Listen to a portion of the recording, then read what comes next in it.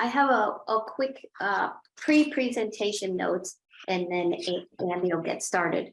But just wanted to thank you for sharing your time and your experience and your staff and board and donors. Everybody was terrific to work with, and we really appreciate it. And since it's the last meeting and a relatively short time to cover a fair amount of work, we wanted to make sure we were efficient with our time. So this work builds directly on the midterm presentation.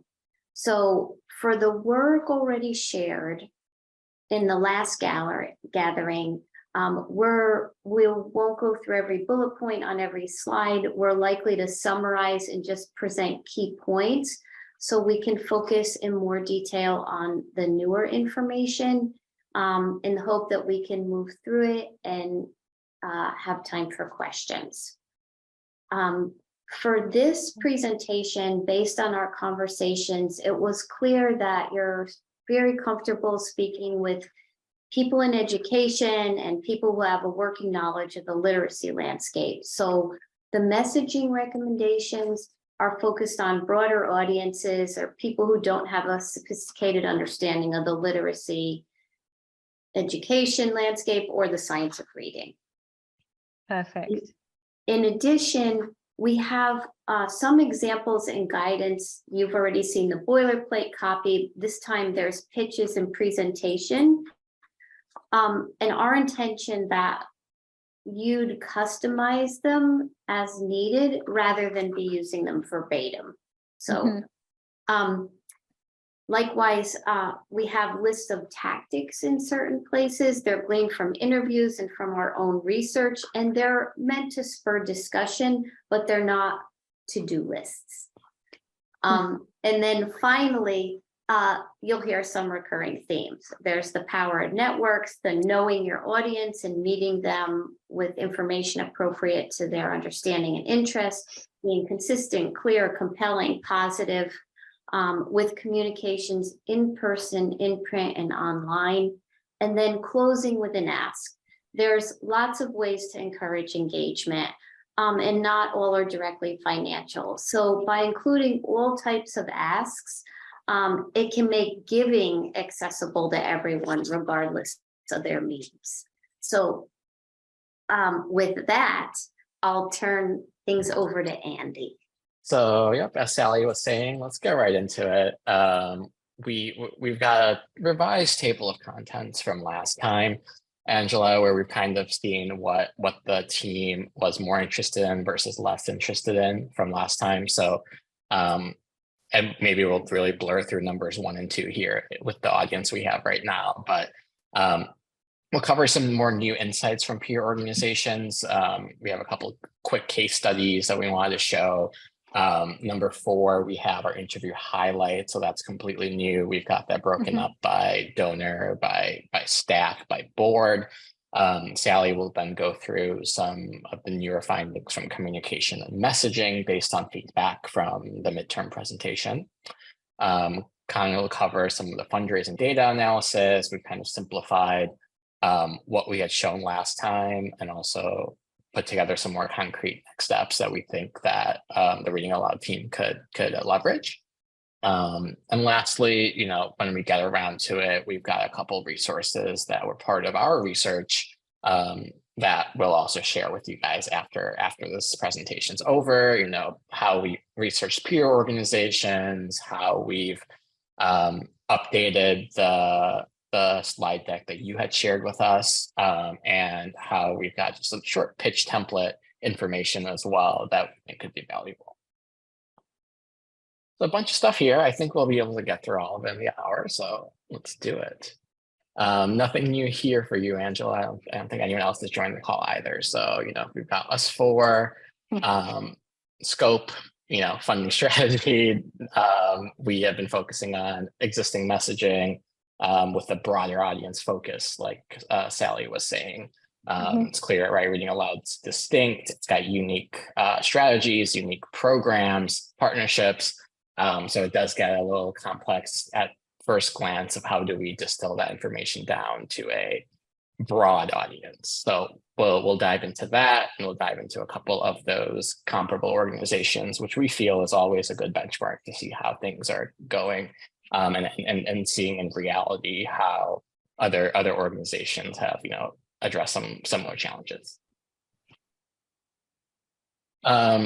You know, we've covered most of this last time. It's been great, significant growth, grant funding with new program implementations. You know, Reading Aloud's in a really exciting part of their journey. We've seen great unity in how board, staff, donors all view the vision and the mission that we have at Reading Aloud, included each of the nuances of the one-to-one, the sliding scale, how it's Wilson based, the partnerships that are being established. You know, it seems like everyone we've talked to is either aware of these things, you know, strongly advocates for these things, or is open to them. So that's been great to see from the board, and I'm sorry, from the interviews, and we'll get into that in a little bit. And I'll just keep going in terms of our summary. These are some of the things that we found that Sally was touching on. I think the first and foremost, right? We do see that opportunity for adjustment of the tone and some of the messaging to be more positive and more impact oriented. So it's kind of two separate levers there. And both together, I think, brings out that accessibility from that broader audience who may not be super, you know, familiar with reading illiteracy and the challenges and all of that, but shifting that tone a little bit, as we'll get into the details, to be more positive, I think just gets the everyday person interested in donating and interested in at least learning more. We'll talk more about how we see that for modest donors as well as high value donors. And, you know, there's obviously different ways that you can target each of those two groups. We'll cover that existing presentation deck that Sally and our team has really revised to make more simple, and we're hoping that can be a tangible resource for you guys to use moving forward. And we'll also talk about that pitch template as well. So, you know, we'll walk away from this presentation besides this deck, but also 2 or 3 other things that you guys will be able to use. I just have to tell you that I was on a call with a foundation the other day, and I was using the slide deck as I was, and halfway through they were like, okay, we have a lot of questions and you're running out of time. So I basically abandoned it, and I was thinking of you. That's good to know. Well, hopefully, yeah, we'll cover it today, and then you can go back to them with the new deck. There you go. Awesome. So I'll pause here. We'll get into the updates from peer organization that Molly will talk us through. Okay, so you can go ahead and go on to the next. Oh, there we go. So yeah, so as we talked about in the midterm, we looked at various peer organizations. We were looking at the mission statements, website messaging, and to a certain extent at donation strategies. And all of those findings are in this worksheet that we'll be sharing. We're just going to touch on messaging and particularly focus on the impact statements today. So you can go ahead. So as we talked about in the midterm, the main point is really about creating that positive tone and kind of narrative of progress. And you can go on to the next one, actually. Okay, so I think when something that's kind of evident looking at these peer organizations messaging is that everyone is dealing with this really complex, difficult issue of the literacy crisis. And so the question is, how do you create a positive message around that? And I think the key really is focusing on the positive impact of the organization. That is the narrative of progress. So yeah, and we've already talked about the other points, and we're going to return also to this point about communication that's appropriate to different audiences and kind of using kind of language that's appropriate to non-specialized audience and so on, like that. So again, you can see all of this in these other peer organizations, I think. Okay, we can go ahead onto the next slide. So one thing that came up in the midterm was this question about impact statements and how other people are positioning themselves in terms of impact. So Connor is going to talk to us about that. Yes, thanks, Molly. We wanted to dig a little bit deeper into the impact statements that some of these peer organizations are making. And try to understand what makes a successful impact page or impact layout. So some common themes that we found: number one, a lot of these peers make it easy for a visitor to the site or a potential donor to find the wins or the successes of the organization, and they do that by putting their impact or their results page right front and center on their website. You can usually see it at the middle or top of the toolbar, and that's kind of a way to just shout out right away, here's our impact. Now, a second thing that we've seen, and this is Jounce that we're looking at on this slide, is a statistic on reach, right? These organizations, they make themselves sound big, sound prevalent. Now, no matter what stage they're in, whether they're young or old, they need to find some kind of way to just show that they're getting out there and touching as many people or having as big of an effect as they can. So Jounce uses this statistic that they're now reaching more than 35,000 students in 100 schools across 10 states. So really, you can see that prevalence that is in a statistic like that. A third thing we see is this advancement story, or the beginning versus ending. So for instance, in Jounce's case, when Jounce began working with a district elementary school in Philadelphia, it was the district's lowest performing tier. That's the before. The after, today, it's the 9th highest performing elementary school, and its kindergarten classes rank in the 95th and 99th percentile of district-wide student growth. So you can kind of see this story come together, beginning to ending. And I think to an audience, they like to see that story of progress, that advancement. Number 4, we saw a logical progression of ideas or statistics to kind of support the assertion of the organization's mission. So Jounce leaders spend about 35% of their time coaching teachers, compared to under 10% before partnering with Jounce. That's the statistic, and it's used then to kind of beef up their mission statement of more coaching means more student growth and increased student learning. So you kind of see that logical progression come together. And then the 5th one is that they really bring it to life with a case study or a real life example. So in Jounce's case, they mentioned the Memphis Delta Prep and how their work there led to an acceleration of student growth and early learners. And then they add in more statistics to just show how much of an impact they made. So this was an example of Jounce. Then if we go to the next slide, just wanted to show chapter 1 and how they kind of reflect the same themes in their presentation. So when you visit their website, right, you can see their impact tab is again featured front and center. You can't miss it.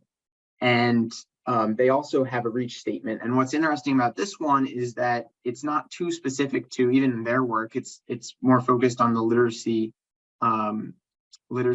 mission of their organization, of all these literacy organizations. 50,000 is the number of students receiving high impact tutoring globally this school year. So really, they kind of show a broad range associated with this issue. And then a compare and contrast story. So they have their own statistic here: 36% more students who received our high impact tutoring after achieved phonics benchmarks compared to the control group before.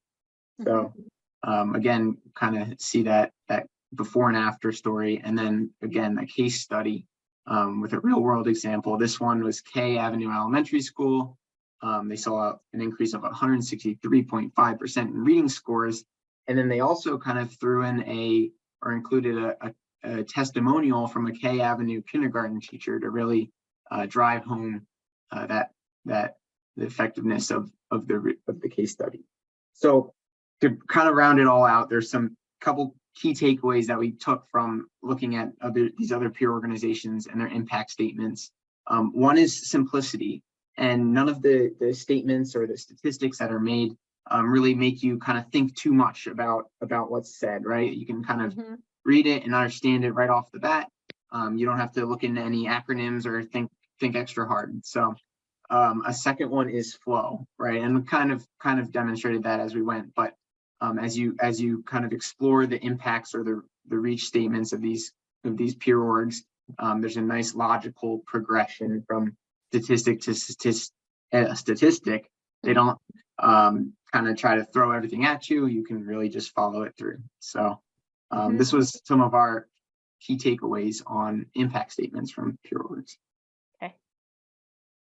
Now I'm going to send it back to Molly, who's going to get into some of our interview highlights. Yeah, this is great. Any reactions or any questions, Angela, for these last two case studies, or how that's kind of landing with you? No, only that, I know we've been gathering data just this really the past month since school is out. So I feel sort of now more than before that we do have some statements that we can make.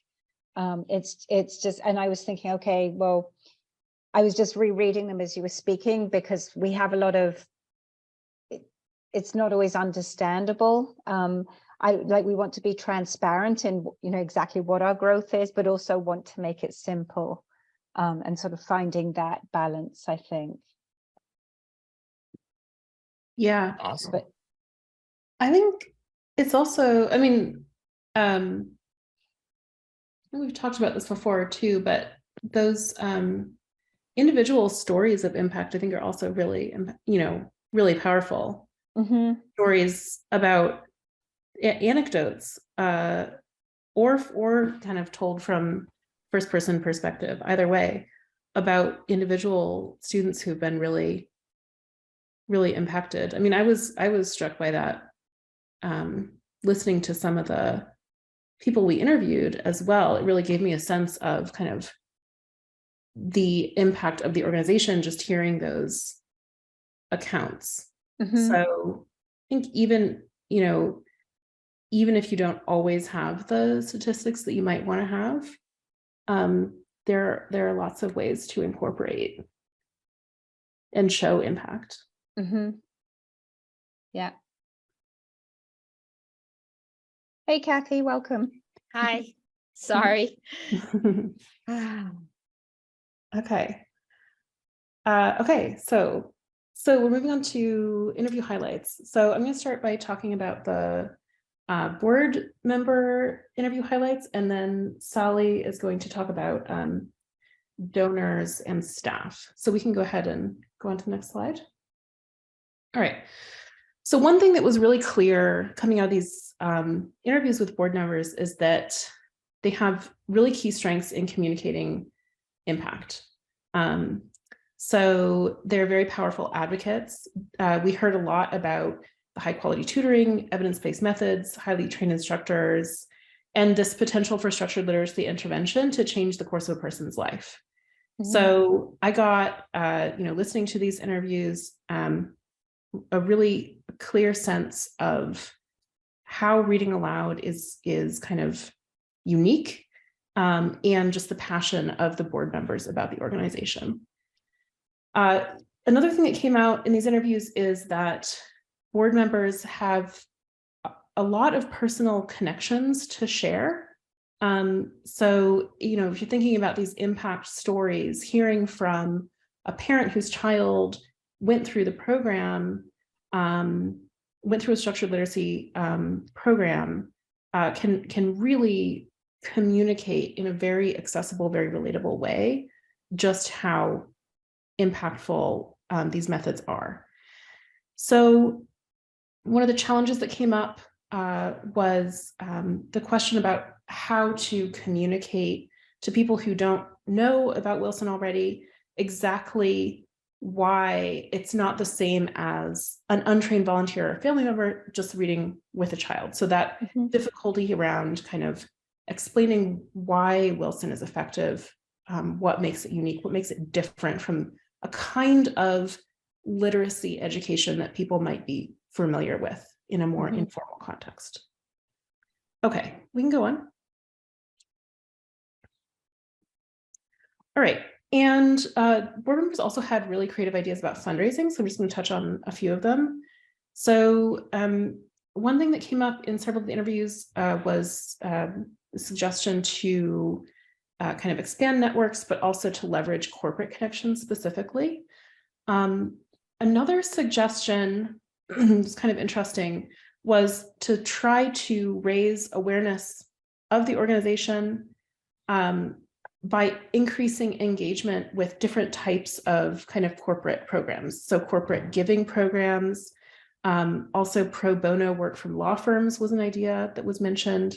And really just thinking about any ways to strengthen ties that might lead to future gifts. Increasing the impact of donations by involving others. So we heard a bit about different strategies there. And another interesting suggestion was the idea of uniting people around a really ambitious fundraising effort, like funding an endowment to support 100 kids regardless of means. Mm-hmm. In terms of challenges, some of the challenges that came up that in several interviews were that there are different levels of engagement among board members. So some donate and solicit donations, others contribute time. And people have different opinions about whether everyone on the board should be contributing financially. And some mention they feel that they've exhausted their networks. Mm-hmm. Okay, and now we're going to move on to the donor interviews with Sally. Alrighty. The major donors clearly acknowledge their personal relationship with and respect for Angela as the primary reason for making the contribution, with the mission of reading aloud as secondary. And these donors definitely mirror some of the valuable characteristics demonstrated by the board members.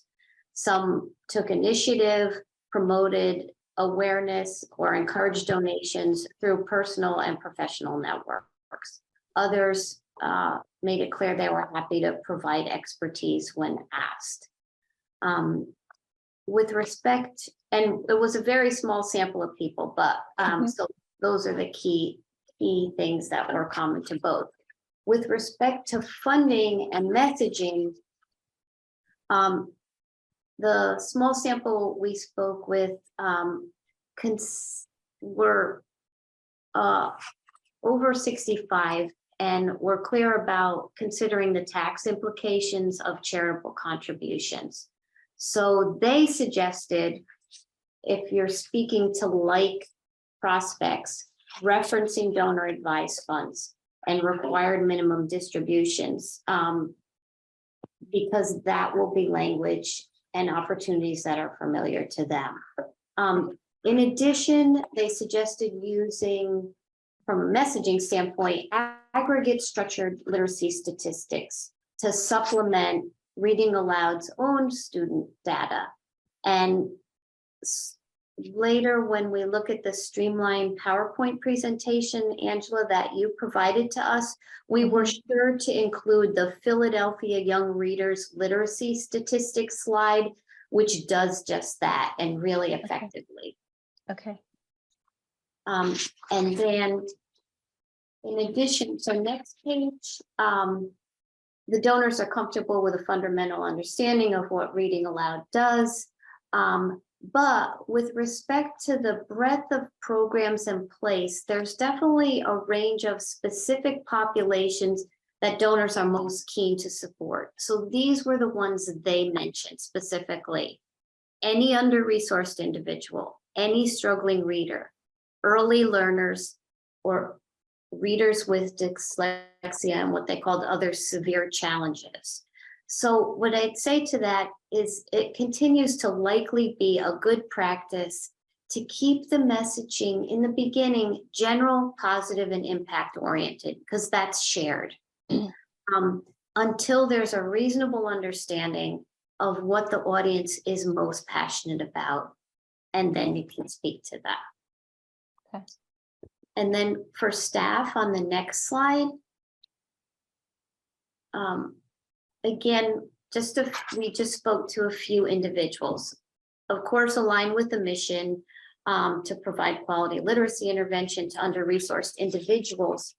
But unique to them, they are speaking directly with a very wide range of individuals, and they're challenged with having to adjust accordingly. So the two populations, families, teachers, who are looking specifically for the Wilson program and tutors, and it's a big selling point, along with learners and family members who have no idea about instructional methodologies. And they assess the program qualitatively. So they're looking at happiness, engagement, speed of progress, whether it gets to grade level or not. So not standard data tracking. So that's audience related for the staff. Separate from that, because there's so much to do and such limited staff, they noted that scaling such a high quality, high touch service is challenging and labor intensive. So related to that, partnering with organizations with related education program, they felt was likely to be less complicated to implement than some of the work that's gone into setting up in the schools. Just a Okay. note. Okay. And then next slide is with respect to funding, taking account the experiential they felt could be powerful. So the site visits, you've brought this up before, are compelling to prospects. And along with that, using qualitative information for fundraising and messaging, because data is so critical to some of your audience, but experiences to others. And then let's see. You've probably heard this internally, but for us, it could be valuable in continuing to raise awareness for reading aloud by maintaining engagement with more of the many high-profile individuals with dyslexia or who have overcome reading challenges to a successful end. Yeah. And then finally, related to funding, they're hopeful for unrestricted funding in the future that could provide some needed operational support. So that's, those are elements of what came up in our discussions across the groups. Anything that was surprising there, Angela, or kind of what you expected? Just curious. No, the only thing I'm not sure I quite understand, but I think I know sort of where it comes from is on the previous slide about the Yeah. schools. I don't think that I don't agree with that, but that's I don't either. yeah, I That could tell struck, that Kathy. struck me. Yeah, Yeah, that struck me that too. last thing about partnering with organizations, because I think we're thinking the exact opposite, that the more that we can work in schools, it's much more efficient and, you know, it's much more efficient when we work in schools. And also, you know, the whole thing is, when I think Angela told you about the Bloom report and everything, and working alongside those things would be as if we scaled, you know, if we kind of did a triage thing, and it's worth partnering with the organizations if kids only need a certain level of intervention. But once they need our level of intervention, aligning ourselves with another organization has nothing to do with the kind of intervention that we can provide. So we could triage students and give them different levels of support, but once they need our level of support, someone else can't do it in a different affiliated organization unless they have structured literacy trained people. Well, we are actually training people with Mighty Writers is training 3 people with us this year. So that's good. Which is exciting. Yeah. So The but- only other thing that struck me was, and I don't know if this struck you, Angela, but lately, and I don't know how this impacts your whole analysis or makes our messaging easier, but lately in the last month, there's been a ton of stuff in the Inquirer and the New York Times about high impact structured literacy tutoring. So people are going to become more familiar with it. And it's kind of trendy. It's trending right now. So I don't know, how that impacts. Right, It's kind of, the timing is Mhm. kind of interesting. yeah. And I believe the last bullet point was noted in respect to places like mural arts, Yeah, transition programming, and Mighty Writers. So yeah, that's what they were referring to. got it. Okay.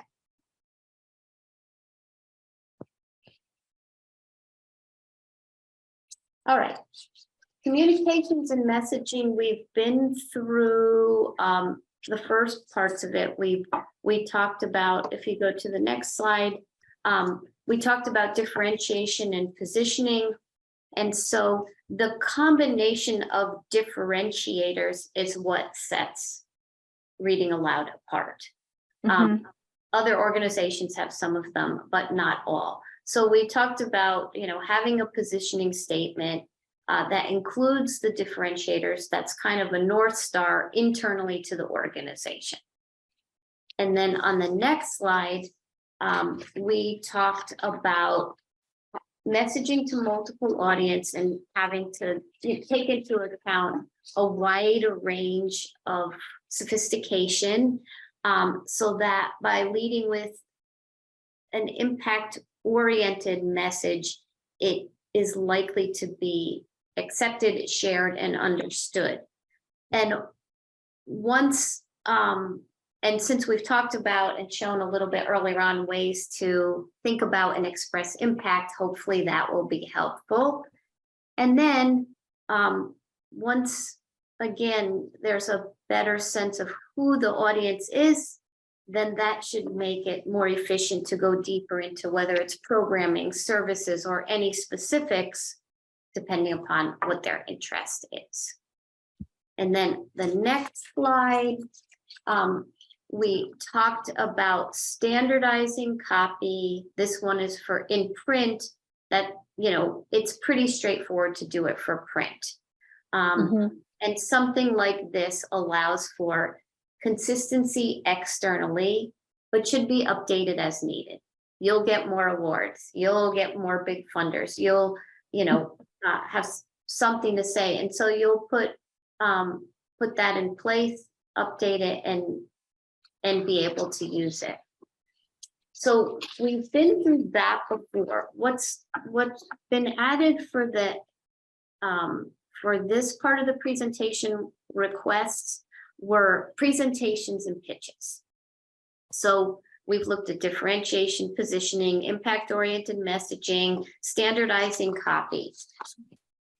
We'll have an under 2-minute introductory pitch that should be customizable, and a streamlined version, Angela, of your PowerPoint. But both of these documents are designed to be clear, straightforward, but the difference is available for use by any of your board members, because my understanding is you're out and you're front and center for every small gathering. We wanted to make it clear enough so that someone else could be standing in front of the audience. You can be there for depth, you can be there for speaking with people one-on-one afterwards, Q&As, but we thought that it might be helpful if you didn't always have to be the one doing absolutely everything. Mhm. So in general, we just tried to follow these light guidelines. Things are succinct, they're simple and clear. You tell your audience the difference you're making. Hopefully there's a strong, impactful opening, a brief overview of Reading Aloud, its mission, the problem you're solving, how you're doing that, your impact, use both quantitative and qualitative elements. If it's relevant to the group, funding needs and the impact donations will have, and then your close, because that's what we felt might be missing, is call to actions and asks.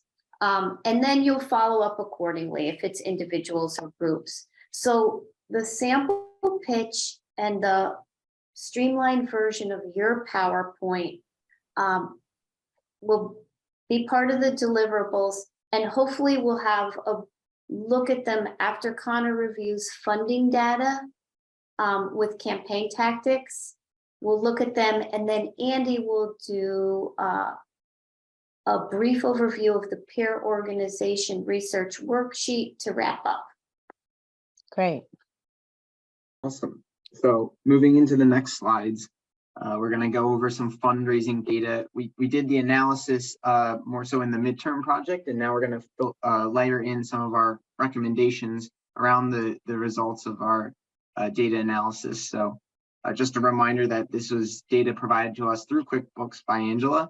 So one of these key findings was that a big portion of donations, over 75% of all the donations, were in amounts of $1,000 or greater. So we wanted to think about ways to really capture this audience, this donor base, and potentially grow this donor base of large donations. And one of the huge things that we've heard from Kathy and from Angela is celebration giving, right? So a Facebook giving program is a great way to go in for a birthday fundraiser and ask for, in lieu of gifts, donations for reading aloud. And it's a great way then to connect with a network, perhaps, that wouldn't otherwise see reading aloud on their day-to-day. And then we've already touched a little bit on the required minimum distribution contributions. This could be a way to get high-value donors to contribute, or some of the top donors. And corporate and foundation referrals. This one is, we know that there's some connections to corporations through the board members we've talked through the staff, but kind of finding ways within your network to just ask, oh, do you have a corporate giving program? Is there any, method for kind of working reading aloud into a corporation or foundation's giving program that's already established? So those are some of the ways to maybe cultivate higher dollar donations. With regard to smaller dollar donations, we found that a big portion of those who were donating to reading aloud are making donations in the $11 to $100 range. So that makes up over 60% of the donations that are made. So something that we saw here is potentially lowering the dollar amount suggested on the online donation page. So some peer orgs that we've researched, they set a minimum of $40. And that way, maybe no one who would be potentially willing to give to reading aloud could feel like their amount is too big or too small. Okay. So $50 donation amount is a suggestion. And then thank you cards, you'll see there is something that we've discussed too, and think that personalizing the experience for the donor, whichever way that would be possible, maybe it's the board who's signing the thank you card, or it's a staff member, or even a student in a great case, would really bring the donation to life. So we think that those would be good ways to build up that smaller donation base. Kathy does a lot of them, just saying. A lot. And then as we move into the next page, one of the other findings that we had was some of the seasonality in the donations, right? So fourth quarter donations every year are significantly higher than Q1 and Q3 was the finding. So, how can we really rally around those early months, those early quarters? And I'm sure this doesn't get lost on you, Angela, but there's plenty of events during the year to kind of just grasp the attention of the greater public, right? So March is National Reading Month, April is National Poetry Month, and then it's time to get ready for summer reading. So there's always kind of a broader initiative to kind of work reading aloud into it and get donors, get the literacy audience more excited about reading aloud. So I'm laughing because I see Kathy. I'm looking at Kathy. August 9th is Book Lovers Day, and I can see 5,000 ideas coming out of Kathy's head about what we should be doing. Exactly. Yeah. So grasping on to these events that aren't just at the end of the year when tax givings are common is a good suggestion. So then moving along into our next slide, we just have a couple of other recommendations and considerations to think about as Reading Aloud moves forward. And we want to increase visibility and awareness. And we know that you've already made it, you're constantly working to kind of insert yourself into the different literacy and tutoring databases. Here's one that we found that's national, the Student Support Accelerator database. It's run out of Stanford University. And we just think by kind of continuing to assert Reading Aloud into these databases, it just creates that visibility. And we've kind of talked about, Kathy brought up the Philadelphia Inquirer and the stories that are being written on literacy, right? And thinking about ways to just really develop some media contacts and kind of branch out into the media and see how Reading Aloud can tell their story to the public through media. And then also featuring the awards, celebrating their Reading Aloud successes, and being clear about, you know, all that Reading Aloud has done so far, and using that boilerplate copy that Sally has walked through before. With that, I think it's time to take any questions that you might have, and then we do want to for sure get into our revised presentation deck, as Sally has alluded to. So I guess, is there anything right now you'd like to know more about, or we can perhaps move forward? I think Molly.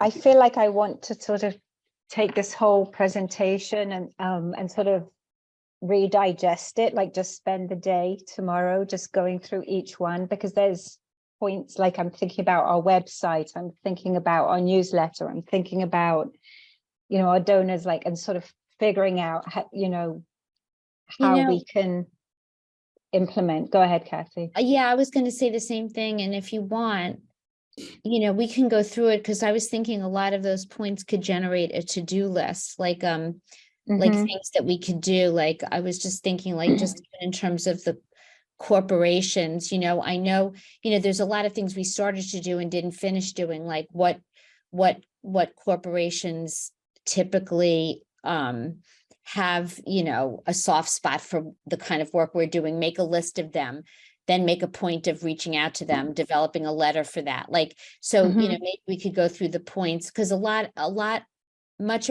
there's some of what you mentioned that we're already doing. Maybe we could do it better. And then there's some that we talk about doing, but haven't done. Maybe we could brainstorm ways to start doing that. And maybe, Kathy, part of this is sort of prioritizing, right? Like what we think would be most. I think the website is something as well. It's been a year since we updated it, and listening to everything that's being said here, I feel like there's a lot we could be doing on the website. Yeah, it might even be fun to have a ribbon cutting on a new website, like, welcome to our new website. We'll see. We'll talk. Yeah. Lunch party. Yeah. Lunch party. Yeah. Yeah, I've been wondering, I was struck by something that you mentioned in the presentation when we were initially going through it, Angela, about how so many people who struggle with literacy are not able to really access job applications. And I mean, that made me think also, about what interest corporations would have in this. And it does seem to me like they have a huge interest. Yeah, it's true. I mean, they have a huge interest in making sure that the Philadelphia population is ready, eventually for work. So I wonder if thinking about some of those connections too can be a way into sort of building relationships with corporations. Yeah, it seems so obvious when you say it. Yeah, I mean, yeah, I was also recently reading that it was something about how when people go out and ask corporations, what do they most want in their employees? The number one thing that everyone says is the ability to communicate. Mhm. And I mean, that's fundamentally related to Yeah. literacy also. So I feel like it's really possible there might be some real interest there. Okay, Yeah. should we get into the next section? Molly's going to do a very brief walkthrough of Angela, the slides we put in place for a very streamlined, very general presentation. But they all come from your original deck. Okay. Okay, now let me pull it up. I always have this trouble on Zoom in sharing a tab. Does anyone have a workaround for that? Do you have to just share your whole screen?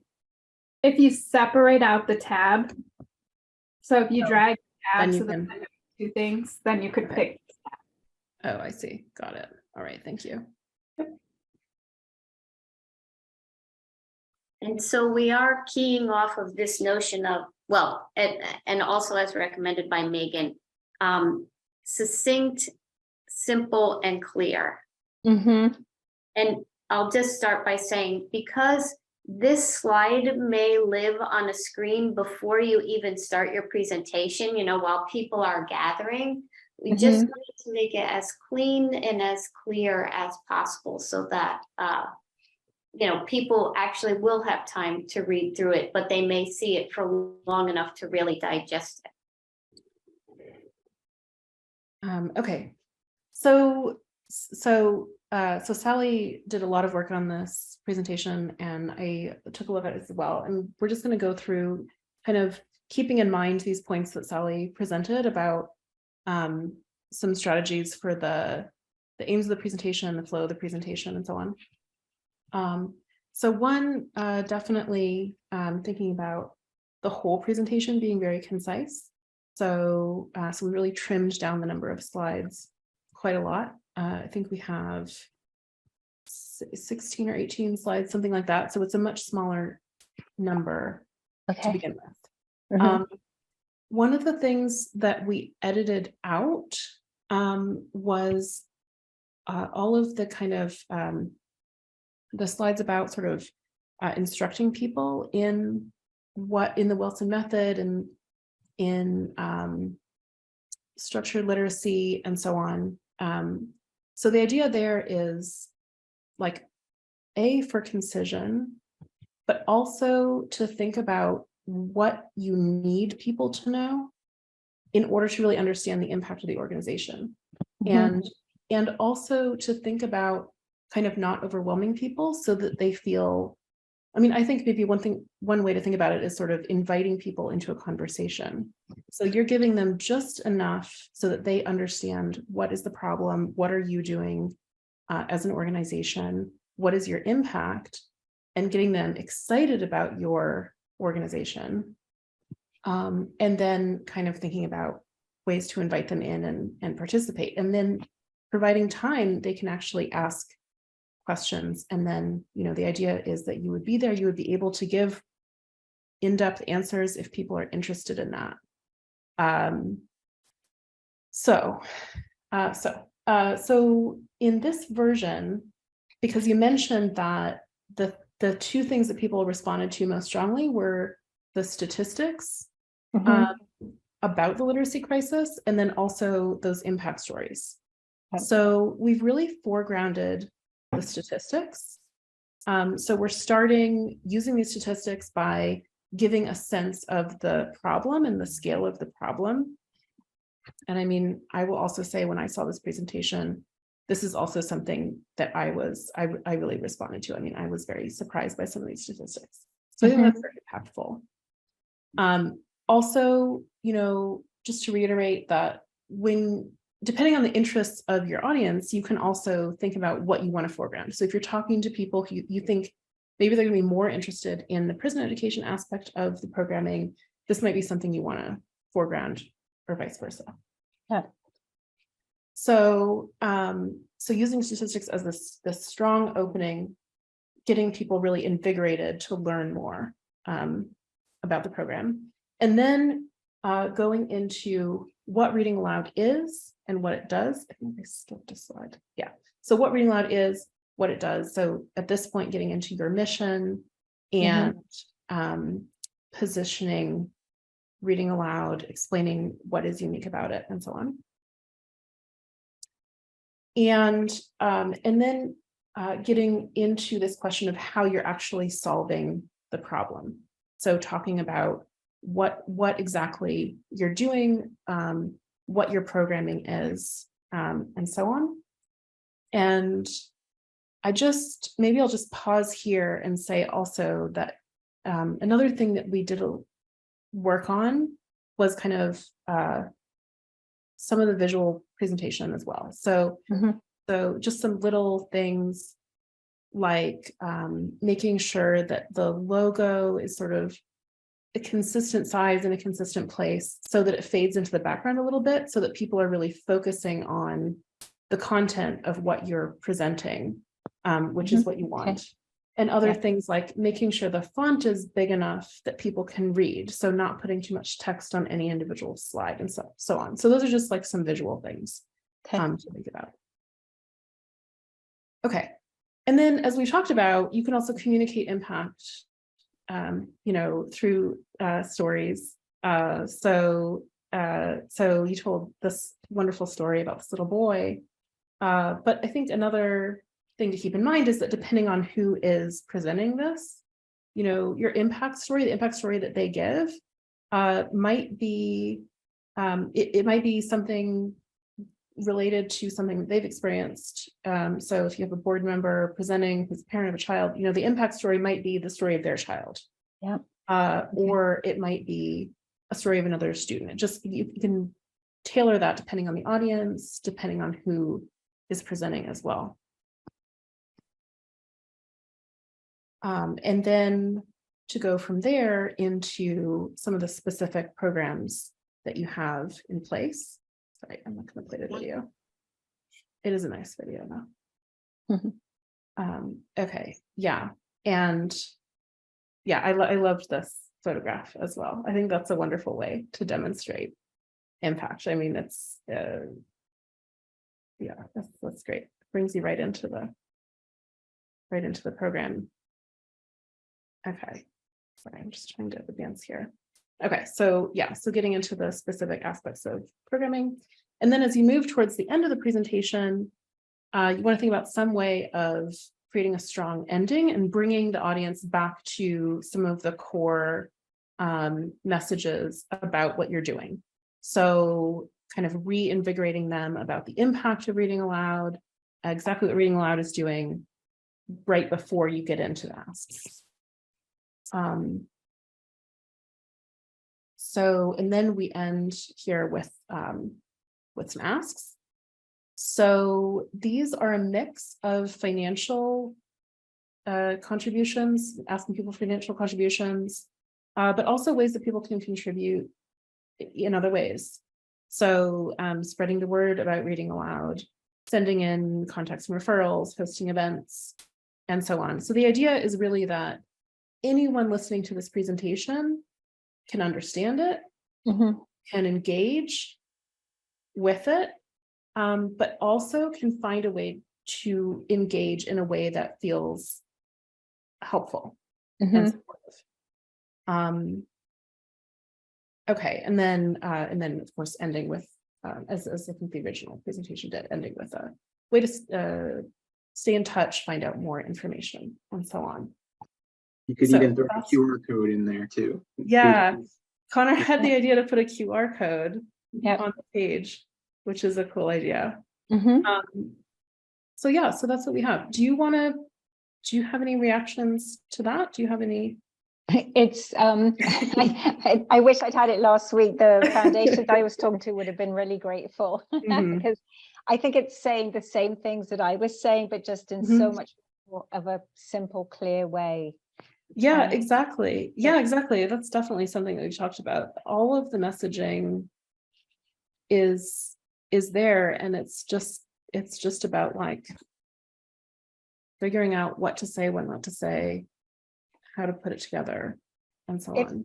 If we have a slide or sort of how many slides would you recommend if we have sort of impact, like sort of data? You know, okay, you know, this Yeah. percent, 80% of our first graders made, you know, Yeah. whatever, this growth. How, like, where in the presentation would you put that? And how Yeah. much information would we want to put? So I- you, Yeah, well- Sally, do you have an idea? well, there's the impact stories, the stories themselves, and then you can put impact data. But the one other thing I'd say to sort of presenting what looks simply and clearly is that there's slide content and then there's speaker content. And Yeah. I feel like there's slide content there, but you can speak to it in the way that makes sense to you. So, Mhm. so, and I would say one slide with data and statistics as well.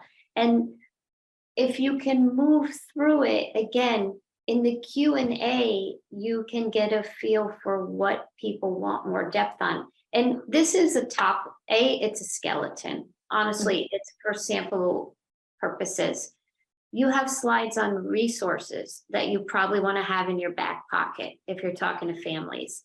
Mhm. You have all the science of reading slides. So you have all those at your disposal Mhm. as needed.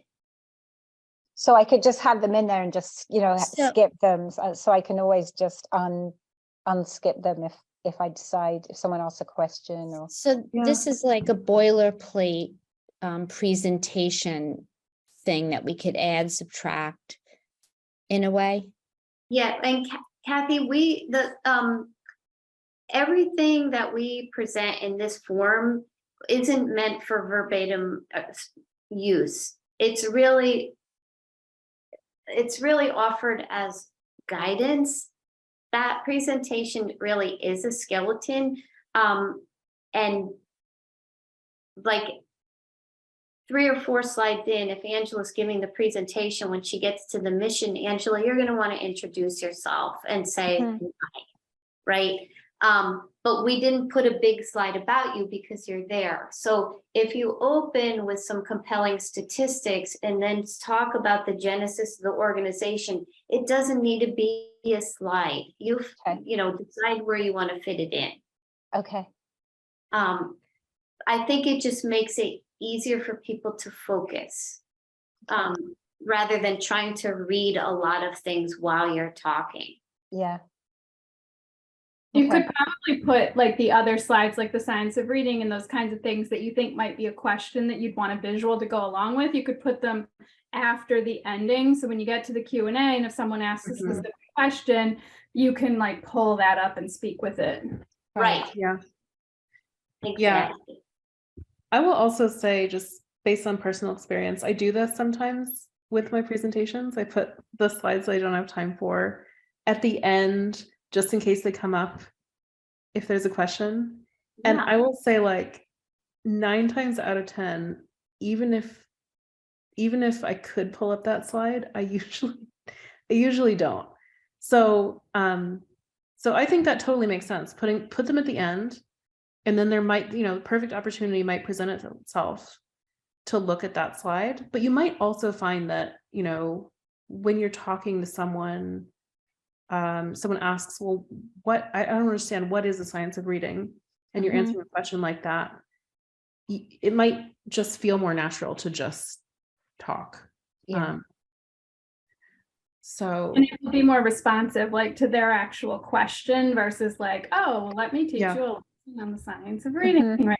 They're like, Yeah. yes. Yeah. But we also And each- talked about, you know, one of the things we talked about when we were talking about all the kind of science of reading slides is that there might be contexts where that is appropriate. I mean, you know, if you're giving a workshop to people about the science of reading and they're coming there expecting to get this in-depth treatment, Mhm. like that would be the perfect opportunity to use those slides.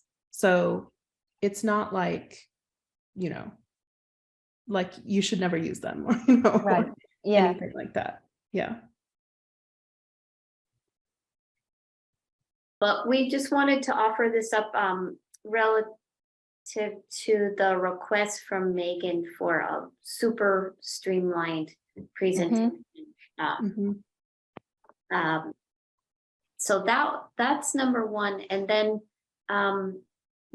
the second thing, and honestly, Angela, I do not know how to present this, but there's a templated introductory pitch. I think some of the board members were interested in having it. It comes in under 2 minutes and it's customizable based on the area of interest and the type of ask. So if if people are interested in outcomes related to mental health or education opportunities or employment opportunities or poverty statistics or prison statistics, all of those are in the template as bulleted choices.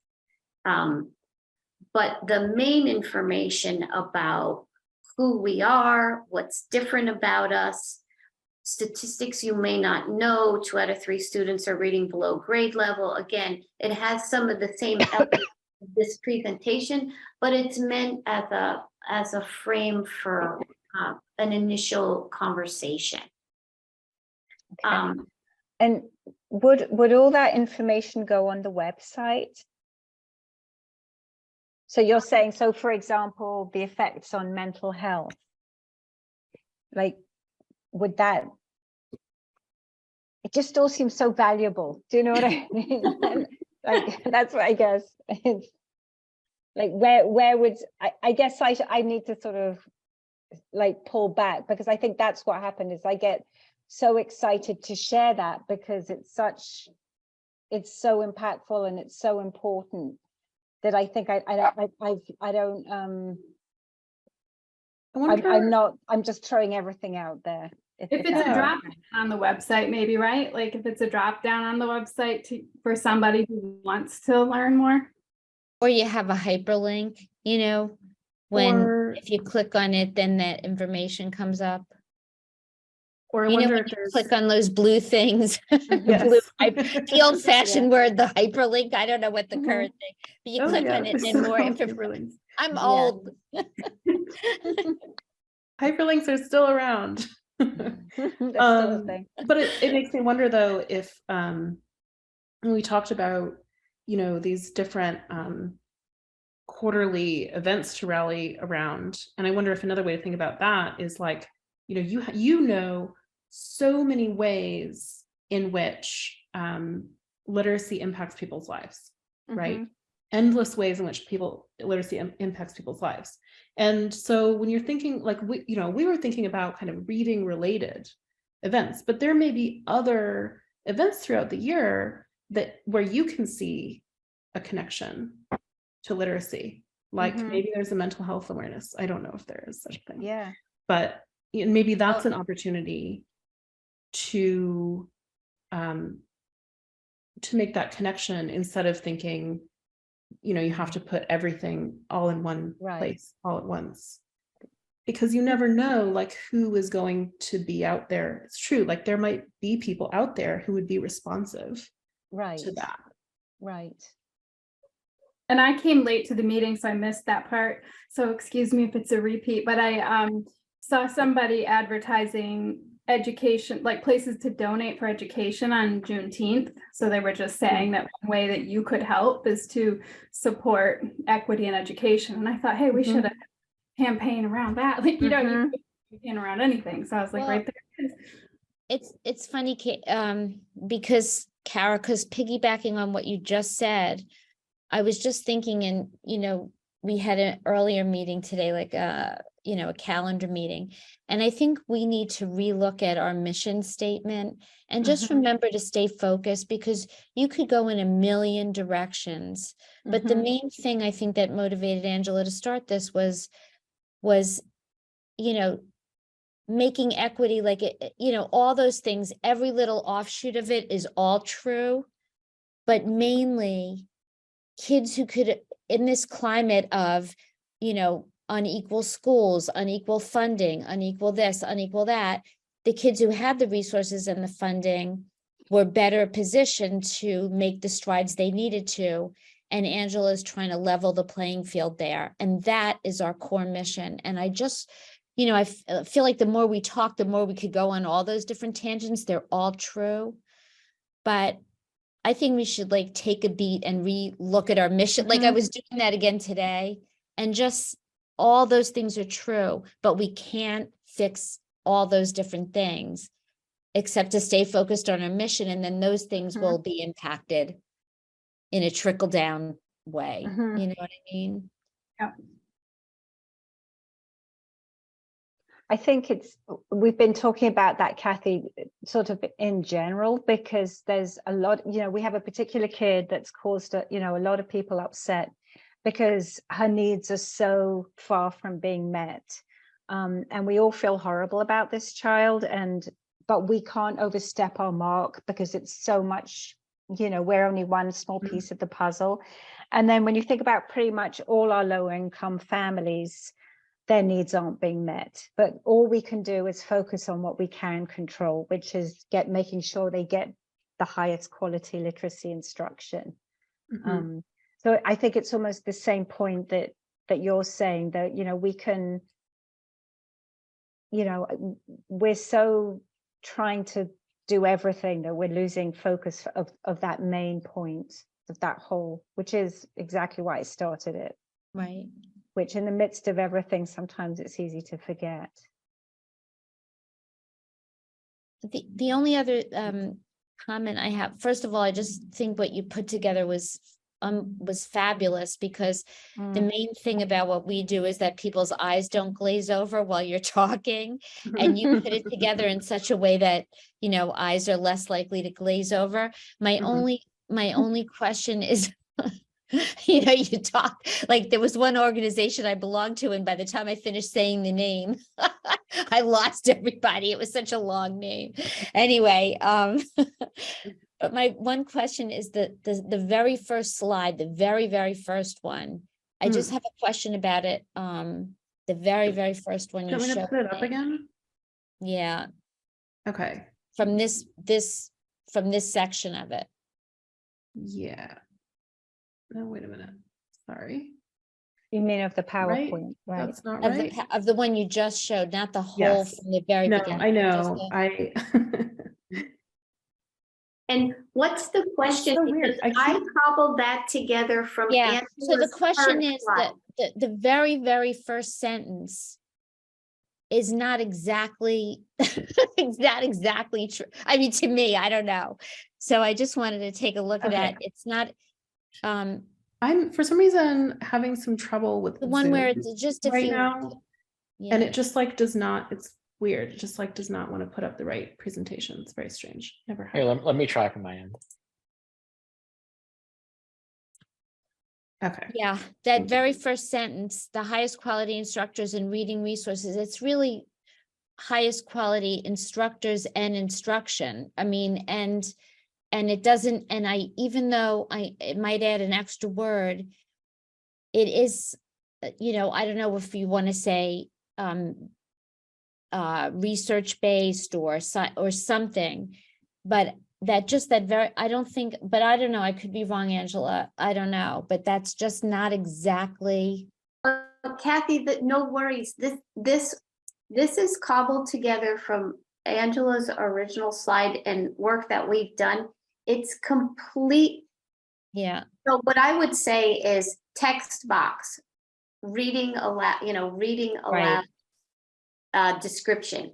So, but we filled them in, as best we could. We don't Right. walk in your shoes. So, right, yeah, it was meant to be a start point. right. So we can go through this. Right, but Like, I it's, think it would be, it's, yeah, yeah. and then sort of, yeah. but it is great. It's so clean and it's, it's succinct and it's really good. I feel like you took like a whole lot of stuff that was in my head, like, and just like made it, it's kind of what Kara tries to do every day. And make Just make it Separate the simple wheat and from the chaff, streamlined. as they say. Yeah, yeah. I think that's, And would you I like love to, this.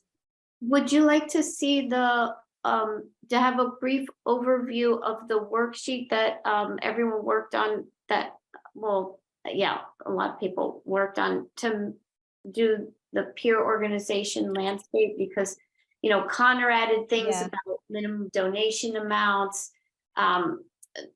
the impact information. We started with some information you gave, but we built it out to try to address the things that our presentation needed to address, and then it Mhm. grew and grew, and it might be a great resource. Yeah. Yeah, that would so be great. Mhm. Thank you. yeah, Yeah, just this 1 is or 2 good. minutes on this. Obviously, there's a lot of cells. So just to orient you guys, we have around a dozen different organizations that we looked at that you can see in the first column. Yeah.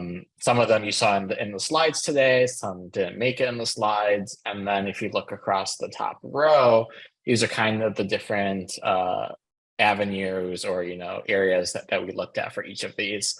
So, you'll see things ranging from what we felt the organization was trying to accomplish, what their website said, what's their key strategies, how are they doing those things.